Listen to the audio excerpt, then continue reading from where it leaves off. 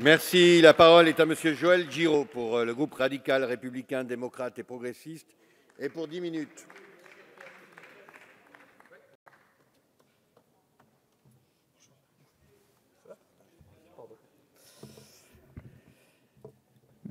Monsieur le Président, Madame la Ministre, Madame la Présidente de la Commission des Affaires sociales, Monsieur le rapporteur, chers collègues, nous l'avons constaté à plusieurs reprises, le RSI a effectivement pour le moins quelques problèmes d'organisation. Créé le 9 décembre 2005, le RSI est né de la fusion de 3 caisses de santé et de retraite, celle des commerçants et industriels, celle des professions indépendantes et celle des artisans, avec pour objectif de simplifier les démarches administratives. Dès le 1er janvier 2008, l'encaissement des cotisations des travailleurs indépendants a été confié aux URSSAF pour le compte du RSI dans le cadre de la mise en place de l'interlocuteur social unique. Et aujourd'hui, plus de 2,8 millions de personnes cotisent au RSI et 2,1 millions de retraités dépendent de cet organisme qui est, après le régime général, le second régime de protection sociale. Mais ce régime, pour beaucoup, peine à convaincre.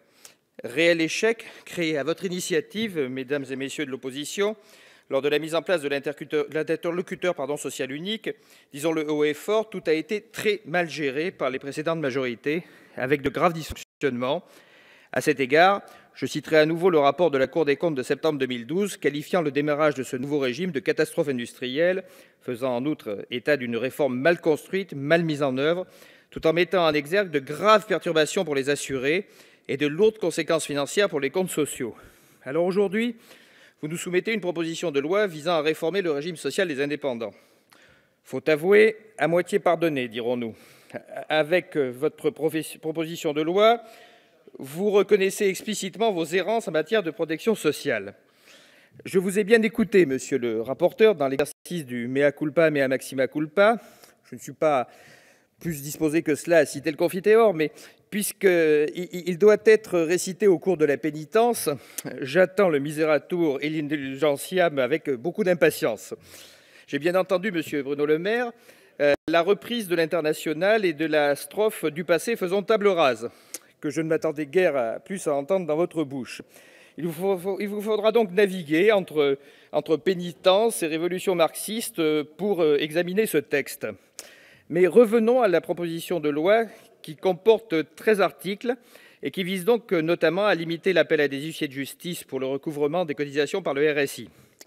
De plus, elle instaure également une procédure de conciliation préalable à tout envoi de mise en demeure par le RSI à un cotisant avant la mise en œuvre d'une procédure judiciaire. Avec l'article 3, vous évoquez la question de la création d'un fonds d'indemnisation des cotisants ayant subi un préjudice du fait des dysfonctionnements du RSI.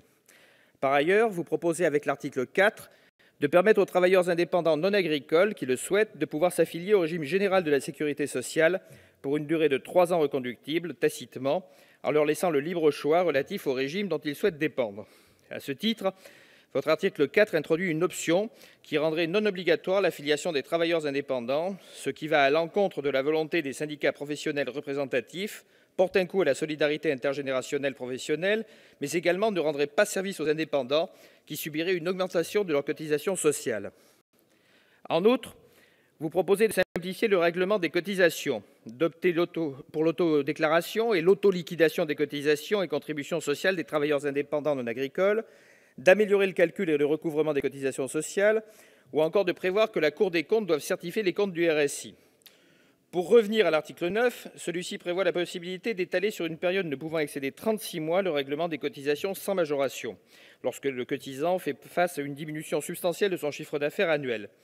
Mais cet article portant sur un étalement de cotisations sociales en cas de diminution du chiffre d'affaires est en deçà de ce que le RSI a mis en place en permettant aux cotisants d'anticiper par eux-mêmes une régularisation de revenus.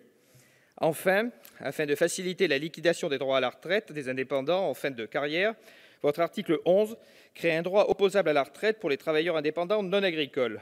Là également, il me semble que cet article est déjà mis en œuvre par le décret numéro 2015 du 19 août 2015 relatif au délai de versement d'une pension de retraite. Avec ce nouveau droit, dès lors qu'ils auront déposé un dossier complet au moins 4 mois avant la date prévue de leur départ, les futurs retraités auront la garantie de recevoir une pension de retraite sans retard. Si le délai n'était pas respecté, les caisses de retraite commenceront par verser un montant de retraite estimé à titre provisoire afin d'éviter des situations où d'autres retraités se retrouveraient sans aucune ressource. Bref, votre proposition de loi semble relativement complète et tente d'aborder certains problèmes qui ont été soulevés à maintes reprises dans le débat public concernant le dysfonctionnement du RSI.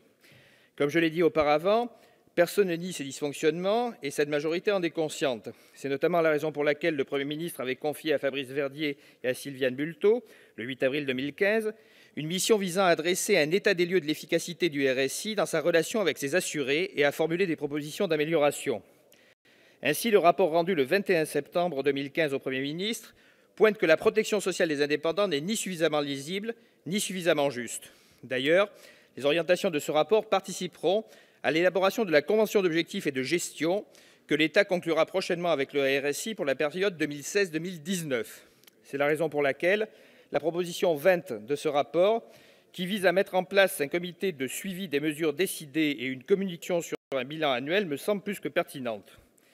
Si notre groupe reconnaît, je l'ai déjà dit, comme tout un chacun, que le RSI connaît des dysfonctionnements, nous sommes actuellement en attente de connaître le contenu de la convention d'objectifs et de gestion que l'État doit prochainement conclure avec le RSI.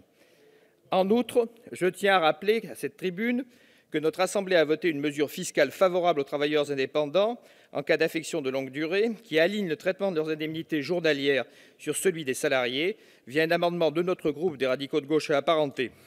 Cette disposition, adoptée dans le cadre du budget 2016, rétablit une égalité de traitement fiscal. Les indemnités journalières en cas d'affection de longue durée des personnes relevant du RSI auxquelles sont aussi affiliés les dirigeants de sociétés, professions libérales, conjoints associés ou collaborateurs, seront ainsi décomptés du calcul de leur impôt sur le revenu à partir de 2017. Vous le voyez, mes chers collègues, nous travaillons toutes et tous ici à résoudre les problèmes liés au RSI. Avec cette proposition de loi, nous avons l'impression que vous tentez, chers collègues de l'opposition, de corriger vos errances du passé, qu'il vous en soit donc donné acte. Dès lors, puisque nous sommes toutes et tous conscients que ce régime mis en place par vos soins connaît plusieurs dysfonctionnements, nous sommes alors ouverts à la discussion. Débattre de votre proposition de loi sera effectivement le meilleur moyen de pointer à quel point vous avez failli en créant le RSI sans plus de réflexion en amont. C'est la raison pour laquelle, et j'anticipe un peu la procédure, le groupe des radicaux de gauche et apparentés ne votera pas la motion de rejet préalable. Pour nous, il est en effet essentiel de mener un débat dans cet hémicycle afin de mettre en exergue le travail bâclé de l'opposition quand elle était aux responsabilités. Je vous remercie. Merci, Monsieur Giraud. La parole est à Monsieur Dominique Le